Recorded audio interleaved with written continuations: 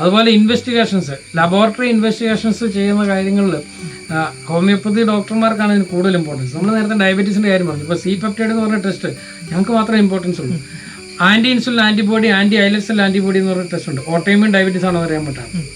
അല്ല insulin resistant diabetes mellitus, X syndrome എന്നൊക്കെ പറയുന്നുണ്ട്. അപ്പോൾ അതിൽ ഈ ആൻറ്റി ഇൻസുലിൻ ആൻറ്റിബോഡി പോസിറ്റീവ് ആണെങ്കിൽ ഞങ്ങൾക്ക് വേറൊരു ട്രീറ്റ്മെൻറ്റ്. അപ്പോൾ ഈ ആൻറ്റി ഇൻസുലിൻ ആൻറ്റിബോഡി പോസിറ്റീവ് ആണെങ്കിലും അല്ലെങ്കിൽ മോഡേൺ മെഡിസിൻ ഒരു ട്രീറ്റ്മെൻറ്റ് വരും. ഇപ്പം ആൻറ്റി DS-DNA പോസിറ്റീവും ആൻറ്റി ന്യൂക്ലിയർ ആൻറ്റിബോഡി പോസിറ്റീവും, ഇതിന് രണ്ടിനും രണ്ട് മെഡിസിൻ നമ്മളെ സംബന്ധിച്ച്. അപ്പോൾ അതനുസരിച്ചുള്ള വ്യത്യാസം വരും. ഇപ്പോൾ കോവിഡ് നമ്മൾ ട്രീറ്റ് ചെയ്യുമ്പോൾ LDH കൂടി നിൽക്കുമ്പോൾ അത് പോകുന്ന ഒരു ഇൻറ്റർസ്റ്റീഷ്യൽ ഫൈബ്രോസ് എന്ന് പറയുമ്പോൾ അതിനെ പ്രിവെൻറ്റ് ചെയ്യാൻ, പതോളജി പ്രിവെൻറ്റ് ചെയ്യാൻ വേണ്ടിയിട്ടുള്ള മെഡിസിൻ, പതോളജിക്കൽ പ്രിസ്ക്രിപ്ഷൻ എന്ന് പറയുന്ന സംഗതി തന്നെയുണ്ട്. ഫാരിങ്ടൺ എന്ന് പറയുന്ന ഞങ്ങളുടെ ഒരു ഫിലോസഫറും റിച്ചാർഡ് ഹ്യൂസ് എന്ന് പറയുന്ന ഇവർ രണ്ടുപേരും ഡിസീസിനെ പതോളജിയെ മാത്രം ബേസ് ചെയ്ത് പ്രിസ്ക്രൈബ് ചെയ്തിട്ടുള്ള ആൾക്കാരാണ്. അതിൽ ഒത്തിരി ആൾക്കാർ കൺവേർട്ട് ഹോമിയോപ്പതിസ് ഉണ്ട്. മോഡേൺ മെഡിസിൻ ഇതിലേക്ക് വന്ന ആൾക്കാരുണ്ട്.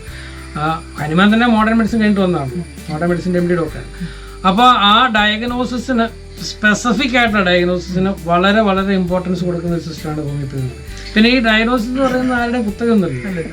ഇപ്പം ഡോക്ടർ പറഞ്ഞതിനകത്തൊരു കാര്യമുണ്ട്. ഈ ഹോമിയോപ്പതിയുടെ ഫാദർ എന്ന് പറയുന്ന ഫൗണ്ടർ എന്ന് പറയുന്ന, ഹോമിയോപ്പതിയുടെ ഫൗണ്ടർ എന്ന് പറയുന്ന സാമുവൽ ഹനുമാൻ എന്ന് പറയുന്ന ആള് ശരിക്കും ഒരു MBBS ഡോക്ടറാണെന്നുള്ളത് പലർക്കും അറിയത്തില്ല. MD അതെ, MBBS MD ആയിരുന്ന ഒരാളാണ് അന്ന്. അതെ, അദ്ദേഹം ആ ചികിത്സാ രീതിയിൽ നിന്നും കണ്ടുപിടിച്ച അല്ലെങ്കിൽ സോൾവ് ചെയ്യാൻ പറ്റാത്തതിന് സൊല്യൂഷൻ കണ്ടുപിടിച്ചതാണ് ശരി ഹോമിയോ. അതെ, അത് അദ്ദേഹം ആ സിസ്റ്റം തള്ളി പറഞ്ഞിട്ടൊന്നുമില്ല. അതെ, പോരായ്മകൾ ഉണ്ടായിരുന്നു. പോരായ്മകൾ